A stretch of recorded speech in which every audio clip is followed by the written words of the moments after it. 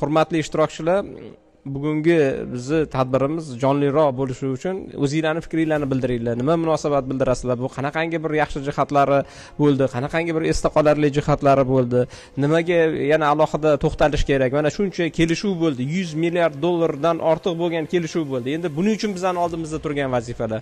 Ya'ni biz o'zimiz masalan jamoatchilik vakili sifatida, oddiy fuqaro sifatida oldimizdagi vazifamiz nimalardan iborat? Shular bo'yicha fikrlar bo'ladigan bo'lsa, marhamat, bizning minbarimiz ochiq va hamma fikrlarni bildirsanglar bo'ladi. Marhamat. Assalomu alaykum aziz auditoriya, assalomu alaykum hurmatli ustozlar, assalomu alaykum Baxtiyor aka. Hammaga rahmat bugungi mana shu yig'ilishga kelganlaringiz uchun avvalambor e'tibor qilib, vaqtinglarni ajratib, to'g'risi Baxtiyor aka menga Amerika bilan bog'liq yig'ilish, Azamatjon, sizning yig'ilishingiz deganlariga to'g'risi uchib keldim. Meni ismim Azamat Xatamov. Men Amerikada yuridiskini tugatganman, Angliyada finanslarni tugatib, endi magistrlik diplomimiz ham Angliyadan. Hozir Sani Group kompaniyasining glavniy yuristiman, Sentralniy Aziyatskiy region bo'yicha.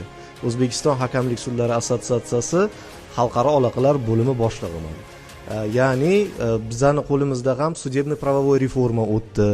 Mana yaqinda Ministerstvo здравоохранения bilan magistraturada o'qib, biza reforma o'tkazdik. Ya'ni meditsina yo'nalishida, imенно public health yo'nalishida yaqinda prezidentimiz muhtaram Shavkat Miromonovich Amerikada o'sha 80-assambleya OONda qatnashganlaridan keyin to'g'risi u kishining rechlarini eshitib juda ham ta'sirlanib ketdim. Prezidentimiz barcha davlatlar rahbarlariga, korporatsiyalarga ochiq aytdilarki, O'zbekiston bu Sentralniy Aziyatskiy region va boshqa davlatlar uchun yangi hub. Hub deganda bu yangi bozor. Ya'ni ochiq bizda sizlarga. Kelinglar korporatsiyalar. Bizda hamma sharoitlar уже mavjud. Ya'ni oldin katta davlatlar, korporatsiyalar uning yo'q, buning yo'q deydigan taqdirda hozir уже hech narsa deya olmaysan. Hamma narsa va sharoit yaratilgan.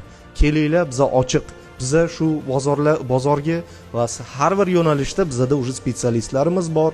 Ya'ni nima demoqchiman, shu 105 milliard, ya'ni 100 milliard deb ko'pincha e'tirof etildi. 105 milliard dollarlik qilingan investitsion shartnomalar 2035-yilga qadar. Bu asosiy mana shu har bitta davlatdan, yoki umumjahon, asosiy Amerika, конечно. Amerikani ishlab chiqaruvchilari, katta korporatsiyalari, rahbarlarini O'zbekistonni e'tiborini O'zbekistonga qaratishdir. Bu uchun muhtaram prezidentimizga kattakon rahmat. Bu kishi bizni O'zbekiston istoriyasiga kirib qoladigan buyuk odam bo'lib qoladilar. Meni fikrim. Rahmat Azamat aka.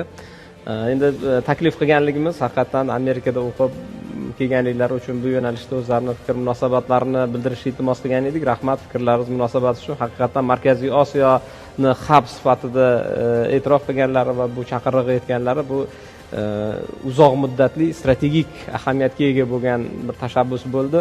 Haqiqatan bu yo'nalish bo'yicha biz juda ham ko'p gapirishimiz va buni yana kengroq mazmun mohiyatini jamoatchilikka yetkazishimiz kerak.